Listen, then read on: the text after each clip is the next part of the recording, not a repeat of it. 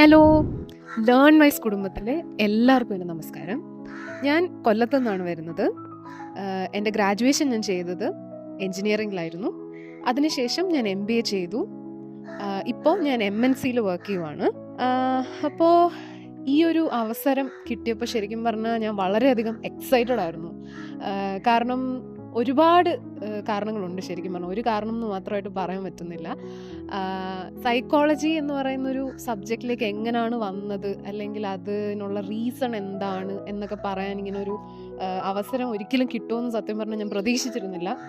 എന്തായിരുന്നാലും കിട്ടിയ സ്ഥിതിക്ക് അത്യാവശ്യം എന്താ പറയുക, എല്ലാവർക്കും ഇൻട്രസ്റ്റിംഗ് ആയ രീതിയിൽ അതിനെ ഒന്ന് പ്രസൻറ്റ് ചെയ്യാമെന്ന് ഞാൻ വിചാരിച്ചു. അപ്പം എന്നെക്കുറിച്ച് പറയാനാണെങ്കിൽ ഞാൻ എൻ്റെ ഒരു നല്ല കാലഘട്ടം, അതായത് എൻ്റെ ഒരു ചൈൽഡ്ഹുഡിൽ ഞാൻ അത്യാവശ്യം കുറച്ച് സഫർ ചെയ്തിരുന്ന ഒരാളാണ്. എൻ്റെ ഹെൽത്ത് വൈസ് ആണെങ്കിലും ഫാമിലി സിറ്റുവേഷൻസ് വൈസ് ആണെങ്കിലും.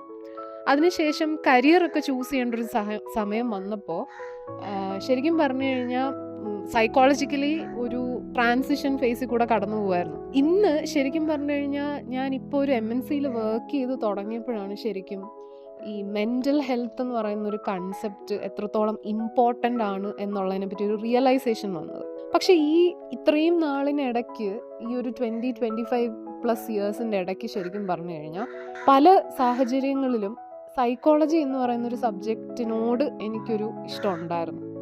അത് വേറൊന്നും കൊണ്ടല്ല. ഞാൻ ചിന്തിച്ചിരുന്നൊരു രീതി എന്ന് പറഞ്ഞാൽ നമ്മൾ പല സ്ട്രഗിൾസിൽ കൂടെ കടന്നു പോകുമ്പോൾ പല ആൾക്കാരും അതിന് പല രീതിയിൽ റെസ്പോണ്ട് ചെയ്യും. അപ്പം ഞാൻ ചിന്തിച്ചിരുന്നതെന്ന് വെച്ച് കഴിഞ്ഞാൽ എന്തിനായിരിക്കും ഒരുപക്ഷെ ദൈവം ലൈഫിൽ ഒരാൾക്ക് ഒരുപാട് ബുദ്ധിമുട്ടുകൾ കൊടുക്കുന്നത്?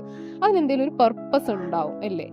അപ്പം അങ്ങനത്തെ സ്ട്രഗിൾസ് കഴിഞ്ഞ ഒരാളെന്നുള്ള രീതിയിൽ എനിക്ക് തോന്നിയിട്ടുള്ളൊരു കാര്യം, ഓക്കെ, എനിക്ക് ഇന്ന സ്ട്രഗിൾസ് എൻ്റെ ലൈഫിലുണ്ടായിരുന്നു, ഞാൻ അതിൽ നിന്ന് കുറേ കാര്യങ്ങൾ പഠിച്ചു, അതിൽ നിന്ന് കുറേ സ്ട്രെങ്ത് എനിക്ക് കിട്ടി.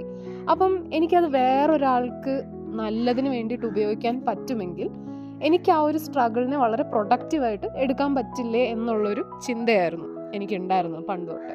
അപ്പം അതിൽ നിന്നാണ് എനിക്ക് എവിടെയൊക്കെയോ കുഞ്ഞുനാൾ തൊട്ട് സൈക്കോളജി എന്ന് പറയുന്നൊരു സബ്ജക്റ്റിനോടൊരു ഇഷ്ടം ഉണ്ടായിരുന്നത്.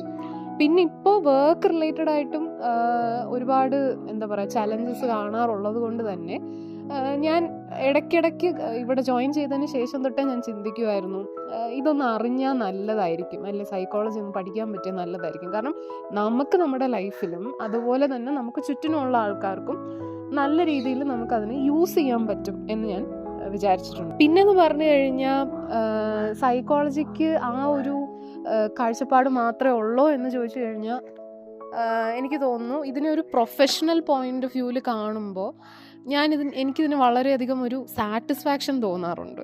കാരണം ഒരാളുടെ മൈൻഡാണ് ഒരാളെ അയാൾ എന്ത് ചെയ്യണം എന്ത് ചെയ്യരുത് എന്നുള്ളതിനെ കൺട്രോൾ ചെയ്യുന്നത്. സോ അതിനെ ഒരു പ്രൊഫഷണൽ പാർട്ടി കൂടെ കാണുക എന്ന് പറയുമ്പോൾ നമുക്ക് ആ ഒരു പ്രൊഫഷനിൽ കൂടെ തന്നെ ഒരു സാറ്റിസ്ഫാക്ഷൻ കിട്ടും.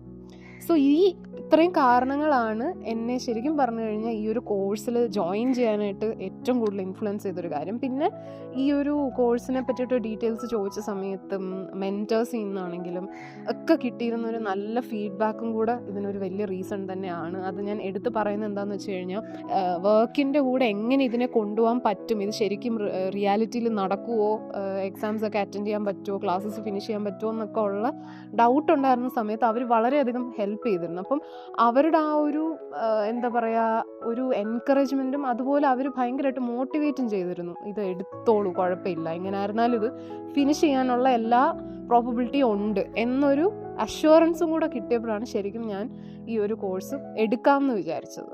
സോ അത്രയാണ് എനിക്ക് പറയാനുള്ളത്. ഈ ഒരു ചാൻസ് തന്നതിന് ഒന്നും കൂടെയും ഞാൻ ലേൺ വൈസിനോട് നന്ദി പറയുന്നു.